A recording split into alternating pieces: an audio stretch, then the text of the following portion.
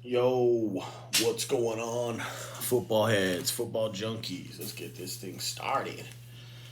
We're going to have to go out the door a little bit different. Hope you guys are doing good this morning. I'm getting ready for the game that's going to be starting at 11.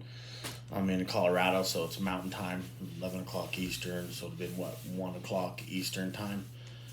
But I figure we'll go do a video real quick, talk about the Dolphins. Preseason game one coming up. All starts here. Got to be fresh shaved for this. Um, I wouldn't make too much over the first preseason game, other than the fact that a lot of people who are gunning for jobs on the team are definitely going to be gunning hard here and playing hard, which I hope so.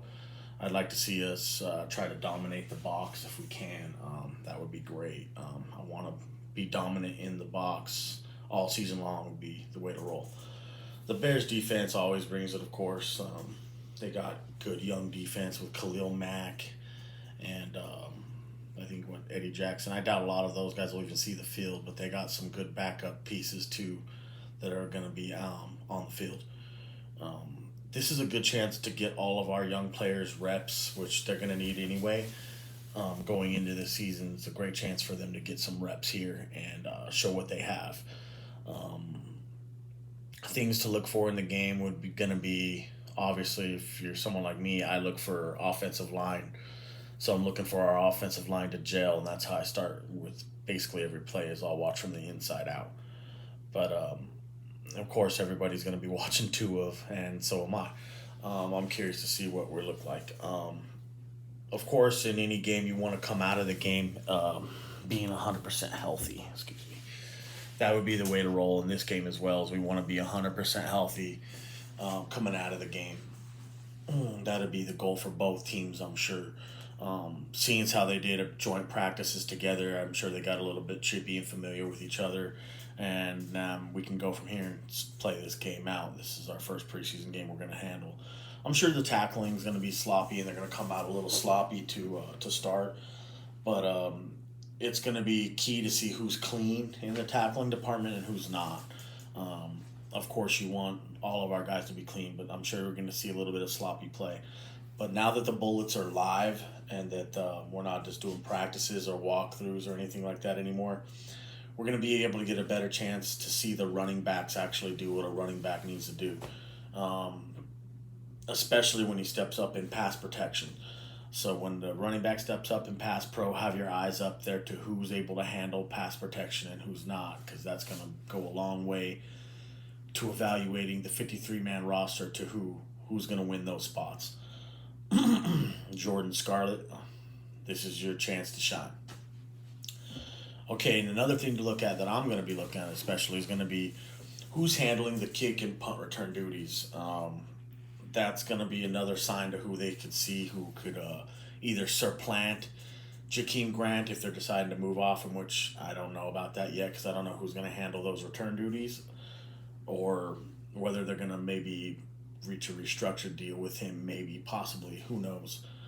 But who's going to handle those kick and punt return duties? I think I don't really want to see Holland do it, and I don't want to see Waddle do it because I'm scared of getting them hurt. But you never know. You might see them out there for a snap or two as well. The battles will start here. This is where everybody's going to be judged off. This is what the plays you want to get on film for your players. So if they don't have a chance to make it on your team, they have a chance to make it on another team. The battles will be really heated in positions such as like wide receiver, the right tackle position, and I think center. I think those are where the battles are real heated, and the cornerback position is going to be battle tested too.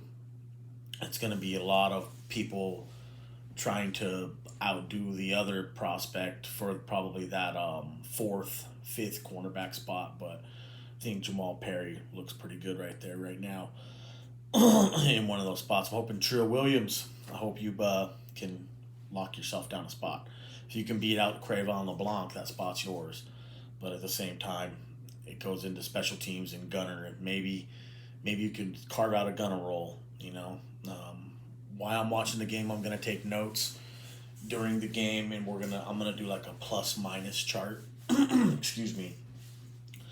So, for an example, if I watch a play and kindly blows a block and a guy gets by and gets a TFL, that's going to go as a minus for kindly. But if I turn around and Smythe makes a big old block and seals out his mind for, or seals out his man for a big gain for like 20 yards, that's going to be a plus.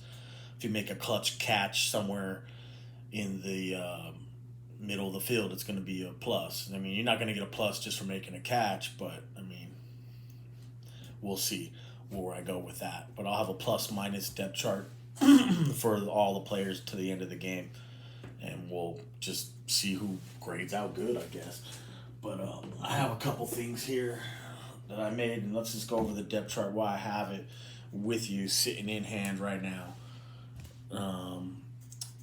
It's hard to see right there though, but this is what I have. It's pretty much just a depth chart. I got Jackson starting, Kindly, Dieter at center, Hunt at right guard, and I would like to put Liam Eichenberg at right tackle, but obviously he's hurt, so Jesse Davis will start at right tackle. Behind him, behind that, I got Jesse Davis pretty much at the left guard, right guard, left tackle, right tackle spots as being second in line. But after that, you go Hubbard, Nito, Skura, Illuminar, and the rookie Robert Jones. Tua and Brissett, Sinet, Gaskin, Brown, Ahmed, Lyard, Scarlett, and Dokes. Shaheen with Gasecki being the flex Y. Smythe, Carter, Long, Myrick, Meyer, and Tucker are the tight ends. Then you go over here to your Z receiver position. Fuller V, Bowden, Hearns, Merritt, Loxley. You go to your X, you got Devontae Parker, Preston Williams, who's not going to play because he's still on the PUP, on the physically unable to perform list. Mac Hollins, who's stepping up big time. He's probably going to take a spot, which I already kind of had him secured into one because he's the best gunner we have on the team. Then you got Robert Foster. That's your X position. Then you get into your slot. Waddle, Wilson, Grant, Ford, and Perry. Let's go over to the defensive side. I think I have it lined up in like a 3-4 type of scheme where Thomas is based, and they're probably going to line up a lot differently than that. You got Jalen Phillips, Wilkins, Davis, Agba, Andrew Van Ginkel behind that part of your front part of your line. Behind Phillips, you'd have Vince Beagle, Adam Butler, John Jenkins, Zach Seiler, and Brennan Scarlett. Then Samuel Aguavin, Sammy the Slug. Then you got Jason Strobridge, Benito Jones, no, sorry, and Jonathan Ledbetter, and then Nate Hawley. And then behind them you'd have Tayshawn Render and I think his name is Jerome Johnson, the rookie undrafted free agent. Then your linebackers, you'd go with Benardrick McKinney and Jerome Baker, Shaquille Griffin, Duke Riley, Landon Roberts, who's on the PUP as well with Preston Williams. That'll come into play later. Kylan Johnson and Calvin Munson. I don't know if a lot of people know this. Calvin Munson actually has 2 Super Bowls in his pocket right now, and he's like the little scrub guy on our team that no one thinks much of. Then you got Eric Rowe, Brandon Jones, and Clayton Fengelum holding down that strong safety spot, and Javon Holland. He's the starting free safety. He's had a great camp. He's going to blow it up. Then, of course, you got our cornerbacks, Xavier Howard, Justin Coleman in the slot, and Byron Jones on the other side with Igbenogany, Jamal Perry, and Askew behind him. Behind X, you'd have Nick Needham, Trill Williams, Tino Ellis. Tino Ellis looks jacked, man. I've seen a picture of him. His arms are... Dude's jacked up. Then you got in the slot, I put McCourty down there because I guess he can go in between being the backup free safety and play corner. Then you Cravon LeBlanc, Javaris Davis, and Terrell Bonds. That's our 53 man. Oh, then you got Ferguson, Pilardi, and Sanders. That's what we have right now on the roster. I'm looking for some of the back end guys to really step up on the roster. We'll see who those are going to be. But I have my eyes on, of course, my favorites that I like.